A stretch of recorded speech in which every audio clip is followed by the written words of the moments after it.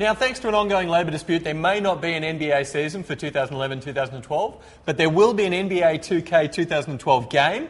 In the soundtrack, there'll be Eminem, there'll be Busta Rhymes, there'll be Curtis Blow, and this bloke.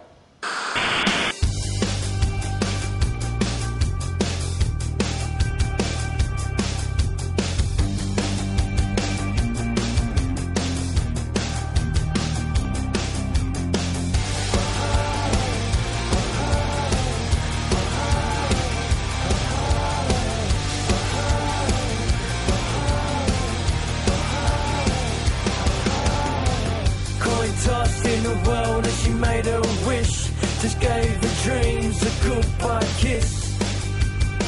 And she waits and she hopes, but never had a... Now, Kid Mac, welcome to the Benny and Richie show. You join a long list of illustrious musicians who have now ended up in video games. Now, are you a gamer yourself? When you heard that, you were excited? You didn't just think, oh yeah, a couple extra dollars in the pocket? Yeah, and I was stoked. I've grown up playing video games my whole life, and when I heard, I was over the moon, and I knew that if I had told certain friends of mine, they'd be like, yes, you know. Now, you're a filmmaker and a musician. Are you traditionally trained in either, or is this something that you just picked up a camera and a mic and made it happen? I did a fine arts degree at the University of New South Wales, and through the entire course, I was sort of, juggling music electives and film electives, and so I learnt the craft of production of music and film, and I always had a passion for film, and I always come from the surfing background, shot a lot of surfing stuff, and yeah, I couldn't let go of one. I just sort of kept both of them close to my chest, and I still am right now, so it's worked.